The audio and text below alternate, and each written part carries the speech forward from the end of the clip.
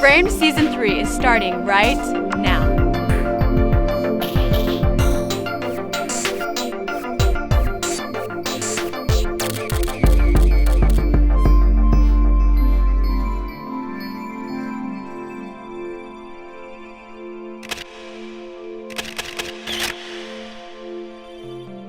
Hello everyone, I'm Melissa New and welcome to Framed.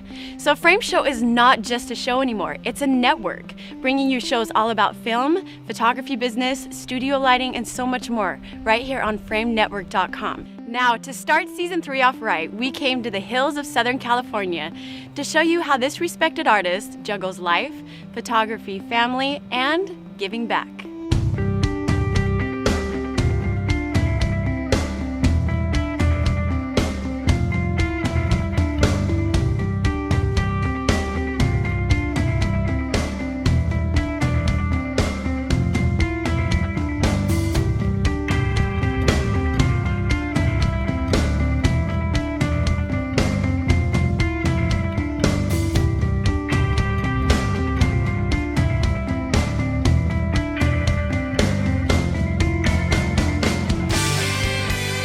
We are at my temporary house in LA. Came out here for a year to give California a shot. So, yeah, we'll see. Cool. Well, thanks for having us in your Absolutely. home.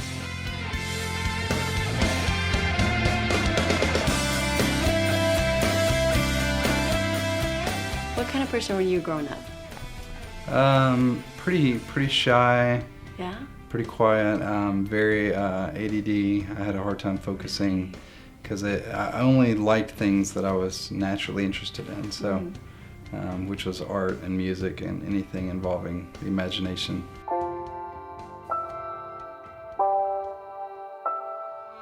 I think it was in junior high school when I first discovered that I could draw, and then that was my passion. And I come from a little cheesy Brady Bunch family of singers where we were always on stage singing together, so it was always music and art for me. Really? Growing up. And then so I just knew that's all I wanted to do, one of the two, and all the other things I sucked at. I wasn't very good at. Yeah.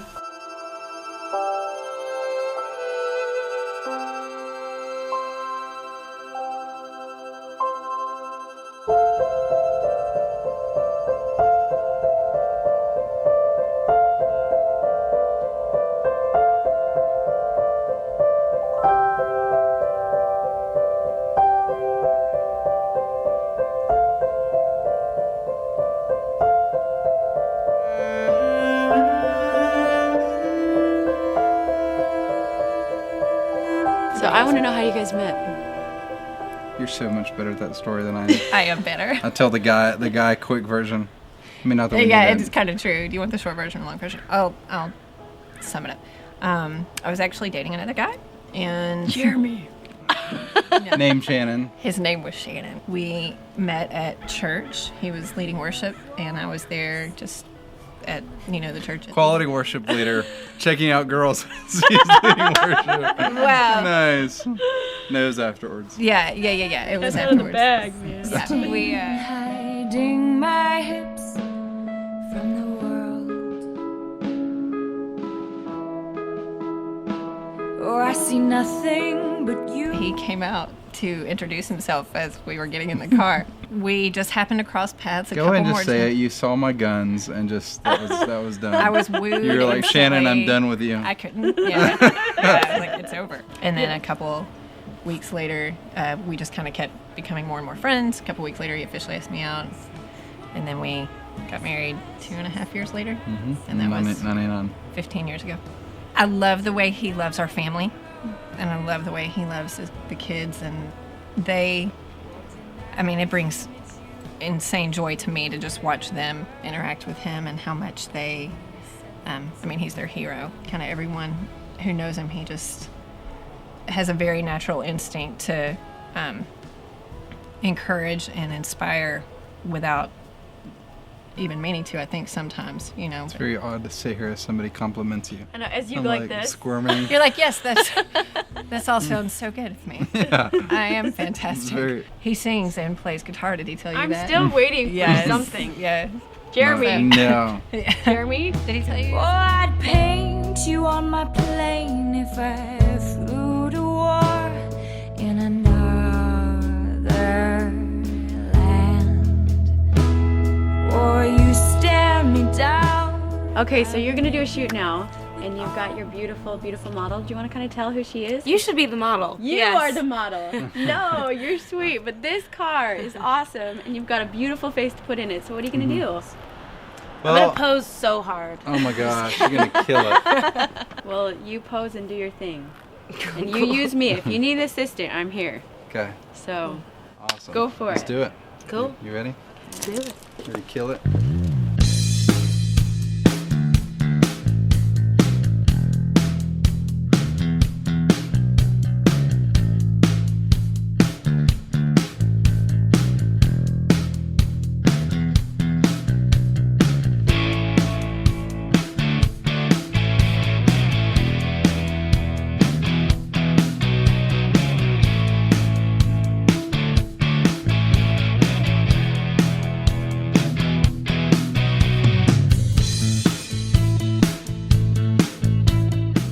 Right there it is. And that's it. It's like this tiny, smallest window of light. It's hitting go down.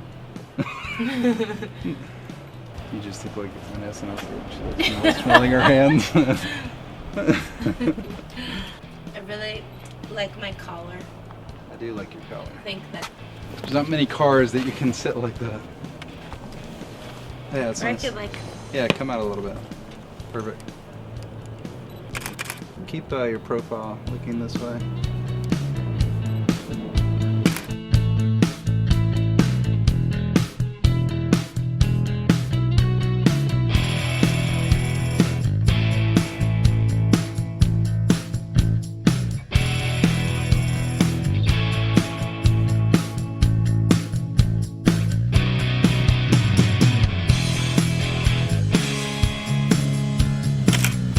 Well, I gotta get an iPhone shot of Caitlin. Do you have my Right here? phone still? So, are you comfy? I am comfortable. This is amazing. What are you looking for here? You've got a hot mama and a hot rod. Yeah, it's just all light, angle, composition, those Yeah. three things. Just watching how the light moves and. You were Okay. saying the lighting's pretty cool in here, right? It is, yeah. The back of my SLR looks amazing. Yeah. I always, because I'm the first to say when shots look terrible, and always looking for light, and there's something working for us. So you're gonna try your phone shoot now, Mhm. right? I'm an iPhone addict now. Okay. Yeah. Good luck. Don't get too comfy. You look good. She's working it.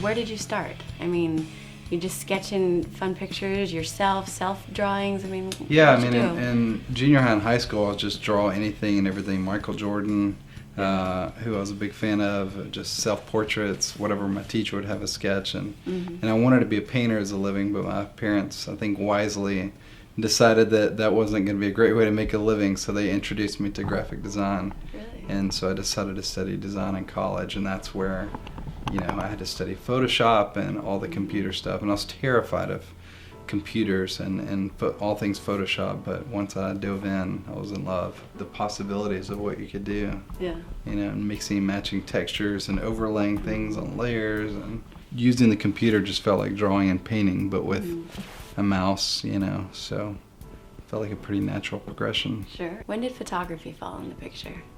Not till after college. I took one class of photography in college and did terrible. I loved pointing and shooting, looking through the viewfinder, but all the technical stuff, the f-stops and shutter speeds, it didn't click. I mean, it was only one class, and photography for me at that point wasn't even an interest. It was, I think, because I had to take it. Yeah. And so it wasn't until after college, I was working as a designer, and digital cameras came about, 3 megapixel point and shoot, the Canon G1. Right. And I bought that and fell in love with it. And then I was designing for friends, and so I'd take that point and shoot and start shooting textures and things to use in my design for them. And so it was kind of a seamless tool to use as a designer, and then fell in love with it and ended up doing it full time and threw design out the window. I mean, because I feel like when you're looking through the viewfinder, you are designing. That's what I studied. And you know, when you're designing, it's all composition, color, line, symmetry. And when you're shooting, it's the exact same thing. Right. So I even encourage photographers to at least take some classes in design, because it's really helped train my eye. When you pick up a camera, is it still your passion? Yeah, it Yeah? is. It is. It's one of my passions. Yeah. I mean, my passion is creating. Yeah. I look at the camera as one of my tools, for sure. But I love all forms of creating, whether it's design or painting or drawing or Photoshop or photography or sometimes music, sometimes breakdancing. There's a video of him breakdancing. We're gonna find it. That's right. Yeah, it's one of my tools. Right now, it's my passion. It may not always be, but right now it is. Well, it's interesting. This is your career. Photography is your career, and it's very refreshing to hear that it still is your passion. But do you ever have to take a break from it when it becomes more of a job? Is that when you go over to your art and your painting and Yeah, drawing? I have been taking breaks from it. I mean, I'm doing so many things all the time, and it does really help those burnout phases, because I think every photographer needs breaks. And I do, and I think I always will be shooting, but I'll be doing lots of other things too. Right. To this day, I'm still ADD, and I like to juggle lots of things at once. So.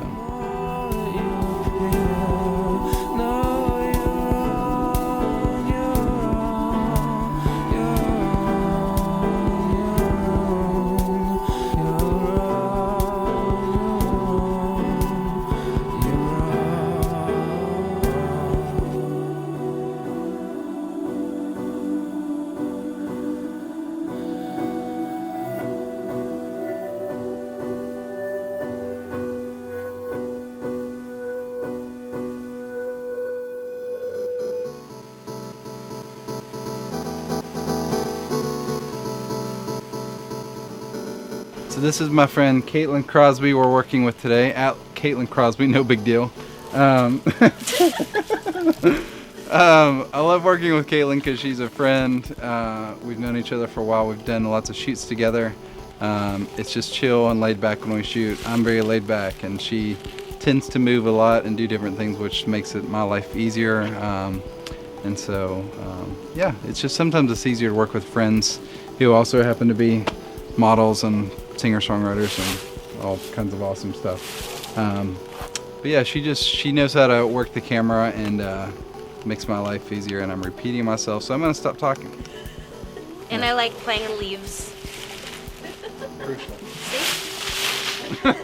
That would be fun with the leaves up in the air. Yeah, if you're like running through, it could be cool. Yeah. Ready? Hold on. More Should I do a kick? Yeah. Look at me when you do it. 1, 2, 3.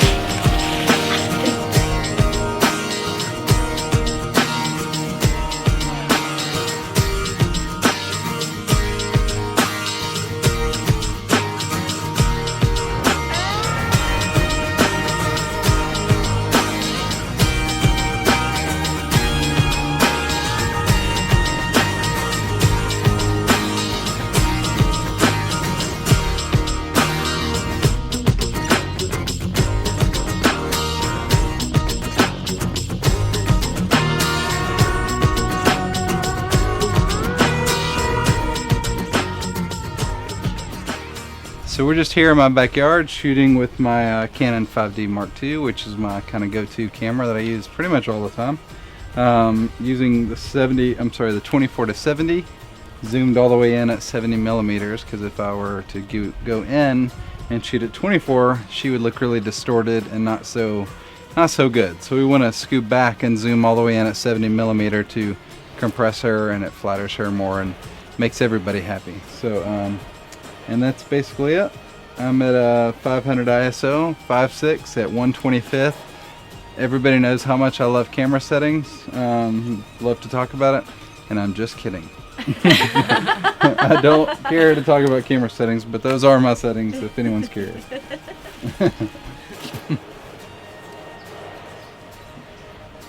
Oh, I have to look through it. Yeah. I was waiting for it to come up on the screen. I'm a professional photographer. You're welcome. Well done. Amazing. 1, 2, 3. Oh wait, that was so blurry. Sorry. that was my 1, fault. 2, 1, 2, 3. Flattering? That was good. Good.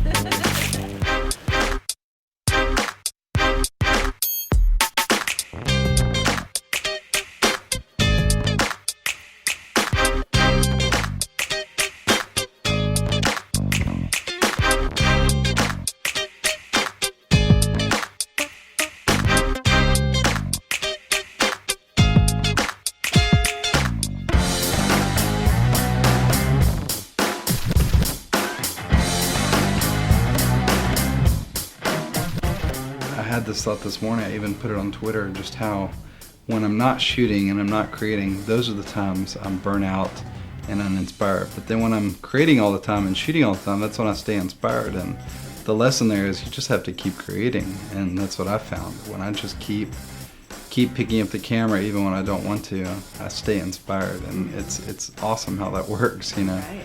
But because I think right now I'm in a season of true, real inspiration. I'm wanting to create every day. My big New Year's resolution this year is just to create, whether it's personal or for a client, it doesn't matter. I just want to keep cranking out content and new work that I'm proud of.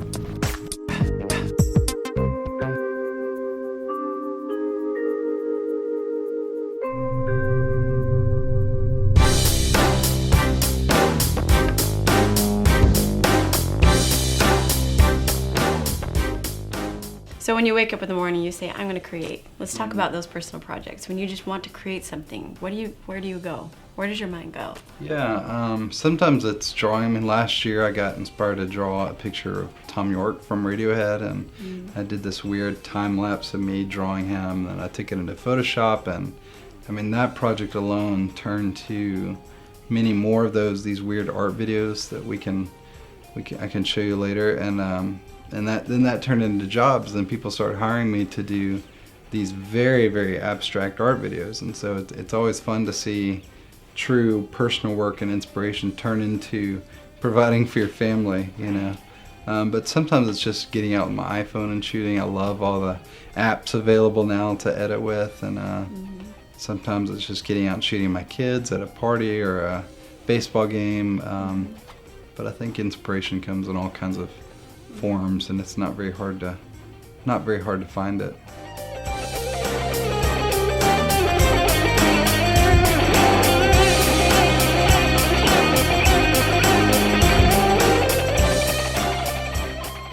This seems like a two-man team here.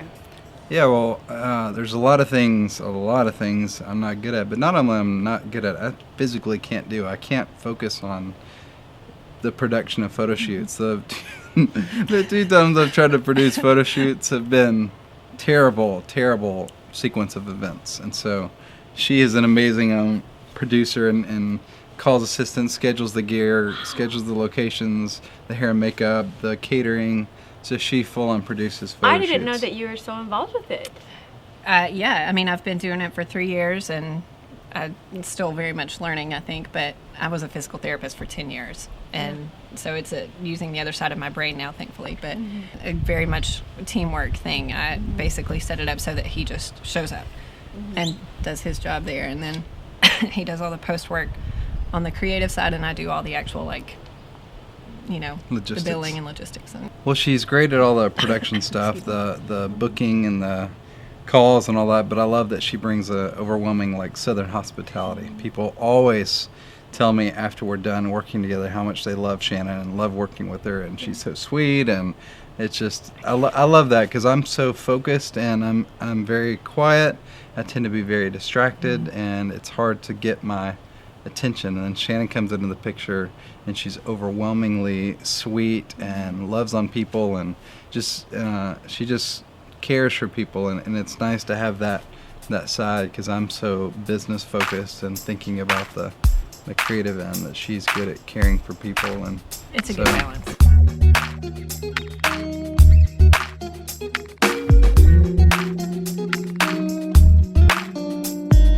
I think that Jeremy lives his life pretty transparently in front of the world. What you see is what you get with Jeremy. I mean, he's pretty honest about his faith. He's very open about his love for his family, and I think he tweets more about his kids than anything else. As far as his skills as a photographer, he's always open to offering advice, but he takes it too, and he's hysterical, and he's probably very the funniest person I've ever met. He is. Well, today. Add humble to it too. And he's very humble. Definitely the most humble ever probably, actually.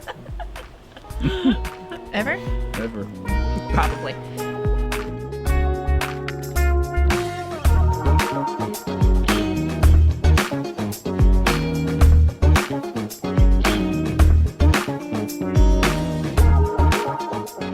So do you ever take pictures with your dad?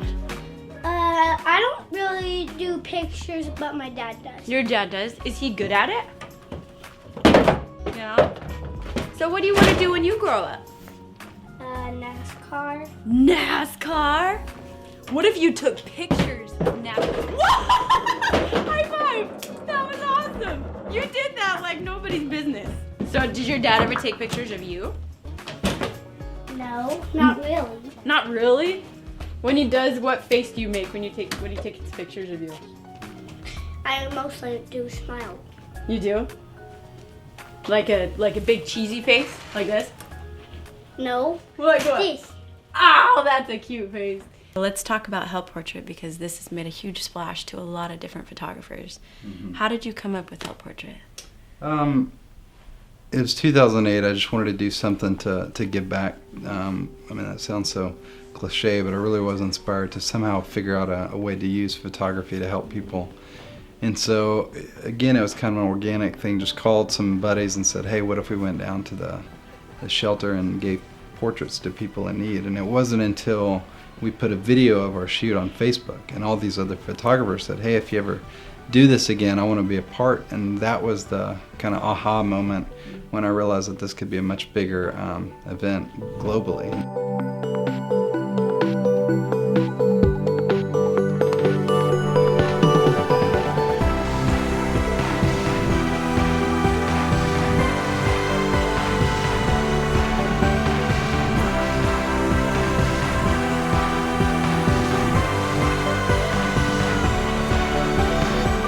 August of 2009, we put a video online talking about the idea, not knowing if 50 people would do it or 100 or whatever. And of course, that year, people grabbed onto it and really made it an amazing event.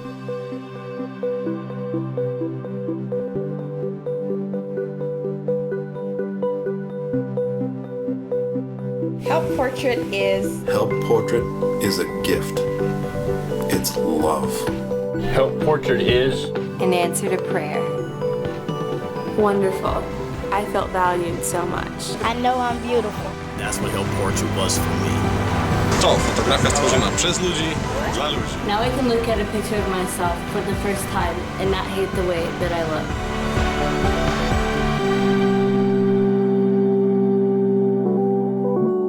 We get to see people who feel a sense of dignity, a sense of pride and respect and excitement about who they are. I'm 44 years old in my life of living. I've never had the opportunity in my life or the pleasure to take a father-son picture together until a day, right now. I haven't had a picture taken since I was 34. I have been struggling from a drug addiction about 20 years. I've seen my grandkids twice. Taking a picture with my son makes me feel great. I feel like the Lord is looking down on me. It's something that's just fascinating to watch and to see these people's lives viscerally affected. Show my family from the before and after picture will be so much different from what I've been through. I hope this picture actually will join us closer together so they can recognize me as their grandfather or a person in society. To see the excitement and the joy on their faces, the hope that they have from something that is as simple as a photograph. Overwhelms me, humbles me. It's just insane to think how simple that is, to give somebody the gift of a photo and how much that can change. I mean, it has literally changed some people's lives. I mean, just a few weeks ago I heard a story of a mom who refused to have her picture taken. She wouldn't do it. Finally she agreed to one photo, and then that one photo turned into 300 photos. Wow. And she was so proud of them that she showed all her friends, and then went and started seeking jobs with that headshot, got a job, and it turned her life around.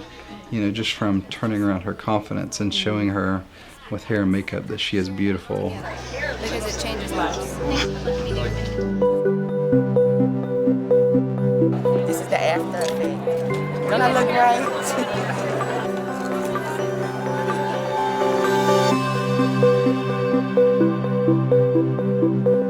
The smiles and the hugs and the tears. I mean, there's just an outpouring of love here today. All in all, it was just an amazing experience. Probably the best of my life. And I love that.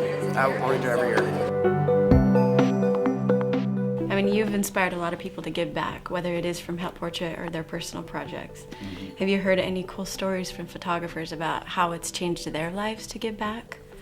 Yeah, I mean, all the time we see a quote similar to the idea of like, this is the coolest thing I've ever done on my camera. Mm-hmm.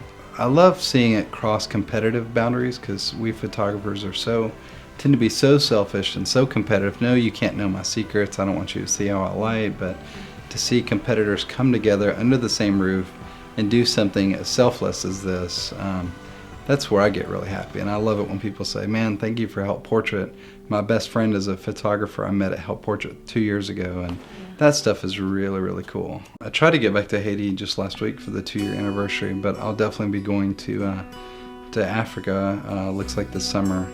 My wife has never been to a third world country. That's her New Year's resolutions, is she wants to go with me to Africa or Haiti.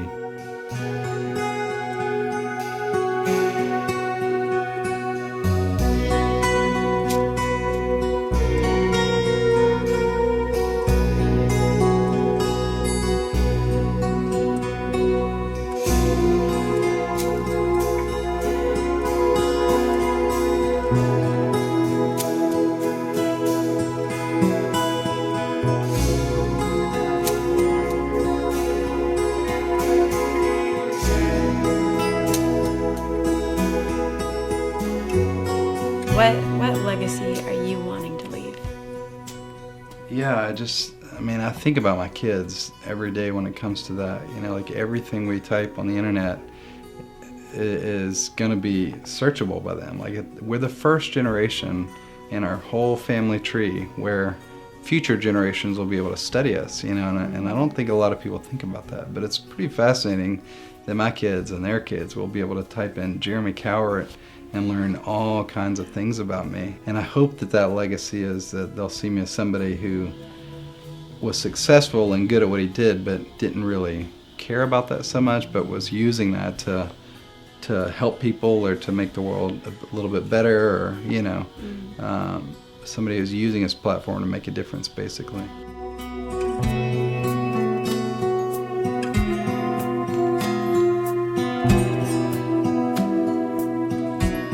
What kind of father are you? I mean, what do you like to do around the home with your kids? We just goof off. I mean, we're truly just always laughing and tickling and jumping on the bed, and I mean, I'm a very laid back, goofy parent. You know, my parents were very laid back with me, and I turned out okay. And you know, I just want them to know all the time how much I love them. You know, because you hear all kinds of stories about dads who weren't there or weren't there enough, or I just understand the importance of a father's role for children. And so I'm just always showering them with love and just goofing off. I mean, every day we have this thing where we say, you know what time it is, and but we always make each other guess. Sometimes it's tickle time or wrestle time or hug time, but there's always something fun at the end of that sentence. And so it's a cool thing about working from home. People assume that I'm like this jet-setting, crazy traveling photographer, but actually my life is pretty normal. We wake up and hang out together for a couple hours. I go to work around 9, and that involves walking across the yard to my office. I come back in for lunch, we play for a while, and then 5:30 I come back in, and the rest of the night I'm a family man, so all that's pretty average and normal, where people assume that I'm out and about doing different stuff, but no, I'm mostly in my house playing with my kids. Yeah. Is there anything that's really challenging for you that you'd be willing to share?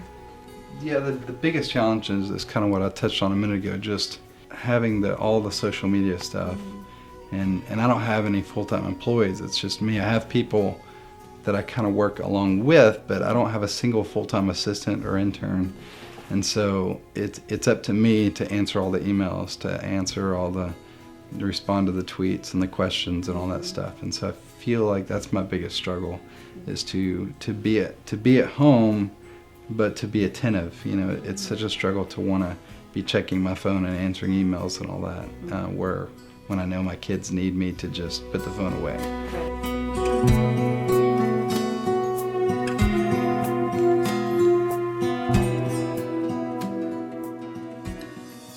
When did you decide this is it?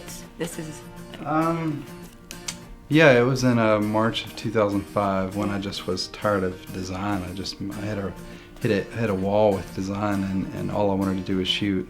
And it was a pretty organic process because I was just shooting friends who were musicians. I mean, that's the beautiful thing about Nashville, is everybody's a musician. So I would just shoot my friends, and then the friends would get signed to labels, and then the labels would hire me for other shoots. And it was a very, very natural process. And then a lady in LA found me and called me to join her roster of photographers. She's an agent, and then that led to TV shows and other stuff. So it was all a very kind of stumbling forward process. Right. Do you enjoy working with these people? Is it more of a job, or do you find a connection with these artists or actors, or? I mean, is it enjoyable to you to work with the celebrity level? Yeah, I enjoy it because it's like a big, complicated math problem to solve. There's so many cooks in the kitchen. There's so much pressure. A lot of times it's you've got 15 minutes. We need 4 setups. We need headshots. I mean, it's always complicated. It's always challenging. But I love, the more complicated, the more I kind of get a kick out of being able to solve it. Being faced with all the little complicated things that comes with the shoot. And with TV shoots, you'll have sometimes 100, 150, 200 people on set. Wow. And all these sets that are built that you have to light. You spend a whole day lighting, and there's all kinds of problems that come into play that I enjoy trying to solve. And in terms of the celebrities themselves, I'm really laid back, and I think that comes across, and they appreciate that, hopefully. I enjoy the extremes of the humanitarian stuff in the celebrity world.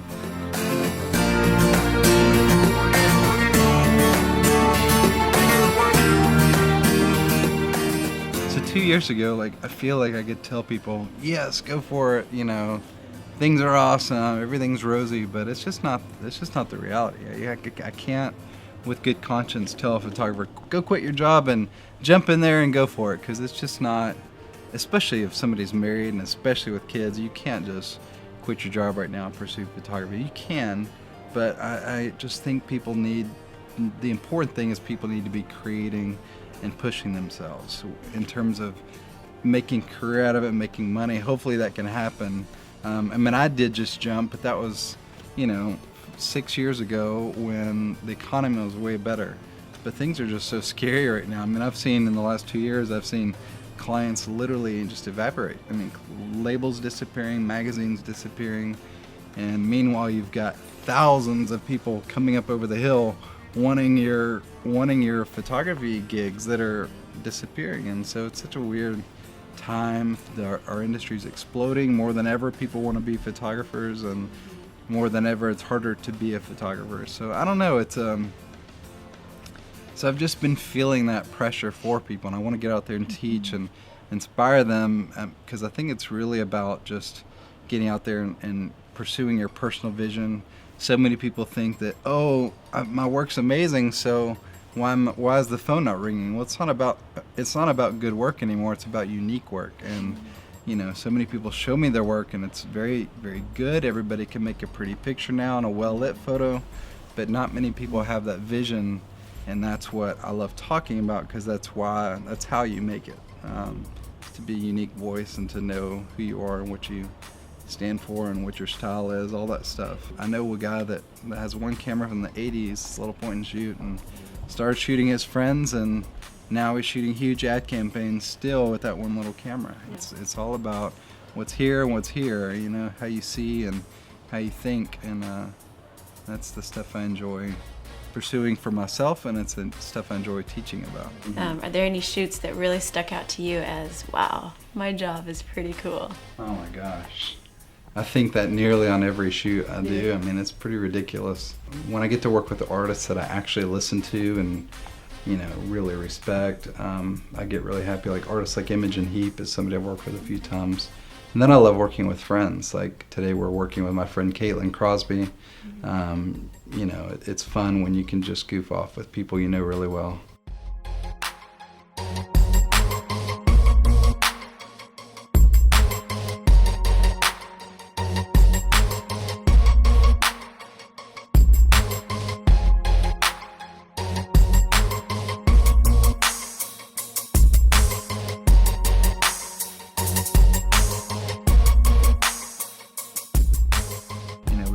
Miss Nashville, we miss our family, miss our community there, but we really are enjoying it here as well. Work is going well out here. My agent's out here. We have friends out here. I was born in Nashville. I've been there my entire life, and I didn't want to always wonder, what if I moved to LA, to really go for it. And so we're here now, and it's awesome. But Nashville's awesome too. We love the South. And so we just don't know yet. We don't necessarily have the 5-year plan worked out, because our life is a little more adventurous than that. Yeah. So I don't know. Yeah, I enjoy the kind of not seeing beyond one step ahead, just kind of. There are a lot of things on the horizon, but yeah, there's the weird thing is I tell people that it's like I'm flying above my world, and I know exactly what it looks like. I have the vision for my life and who I want to be and where I want to go. But then when I'm down on the ground in the middle of all those trees, I have no idea where the next few steps is. But I know the aerial view and what that looks like. And so I feel like the aerial view is what's really important, and the on-ground view, I'm just kind of enjoying exploring. And cool. Well, that was a lovely analogy. Well, thank you. I have never heard you express it that way. I like that. He's going to be the book writer next. I know, right? See? And that may be the next step in the journey. Who knows? Right. Stand right here and look in the camera and give it the biggest smile ever. Now tickle your brother. Can you tickle your brother? Tickle him. Get him. Oh no, he's gonna get you. So let's talk about balancing your time. I mean, you with all of these different things and keeping your family life sane and you sane, and all of the feedback that you give to photographers on your social media, and you're very giving of your time. How do you keep your balance? It's hard. I mean, I think, my struggle with family will never be that I'm an alcoholic or that I've cheated on my wife. None of those things will ever be an issue. The issue for us is my distraction with the world, with social media, with my iPhone. I mean, it's hard to explain social media to people that don't use it, because it's like, imagine, with Twitter, you've got, thousands of people replying back to you, and it's like this ongoing conversation 24/7, and you feel rude if you're not replying to everybody, because then they're like, oh, Jeremy never replies. But then if you spend all that time replying, then you're not paying attention to your wife and kids, and so it's that stuff gets overwhelming. But I just try my best. My wife and I do a good job of hopefully knowing when to put the phone down and all that. But I feel like that's like the modern day family struggle, is the iPhone and the addiction to technology and wanting to always be responding to tweets or Facebook or whatever. What we feel from you online and your give back attitude, whether it's help portrait, whether it's a tweet or whatever, is exactly what we see here. You are very transparent, and I can see that with your guys' family. You are good people. Cool. Thank Cool you. people. We like each other. We like each other. Yeah, we do. We love other people too. It's true. We do.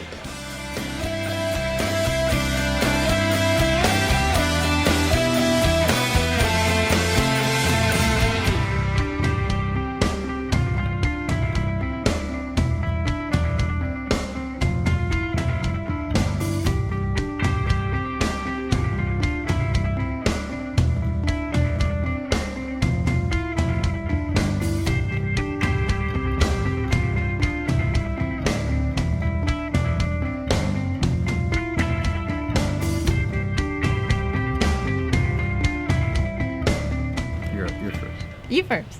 Okay, I'll go first. Okay. I'm Shannon Cowart. I'm Jeremy Cowart, and we've just been framed. Yeah. Frame Season 3 was brought to you by Bay Photo Lab. Like the music? Special thanks to Triple Scoop Music. Frame Network giveaways are brought to you by B&H. Head to giveaways.framenetwork.com for your chance to win. Find out more about the equipment used in this episode on framenetwork.com.